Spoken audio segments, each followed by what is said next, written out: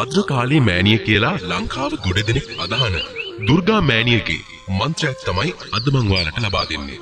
හැබැයි මේ දුර්ගා මෑණිය කියලා කියන්නේ භද්‍රකාලී මෑණියන් නෙවෙයි. ශිව දෙවියන්ගේ ආදරණීය භාර්යාව වෙන, ගණ දෙවියන්ගේ, කතරගම දෙවියන්ගේ මව්තුමිය වෙන පාර්වතී මෑණියගේ එක් ස්වරූපයක් තමයි දුර්ගා මෑණිය කියලා කියන්නේ. එතුමියගේ බැතිමතුන් එතුමිය වන්දනා කරන්න වගේම තමන්ගේ තියෙන ප්‍රාර්ථනා ඉෂ්ට කර ගන්නටත් මේ අද ලබා දෙන බලගතු මන්ත්‍රය භාවිතා කරනවා.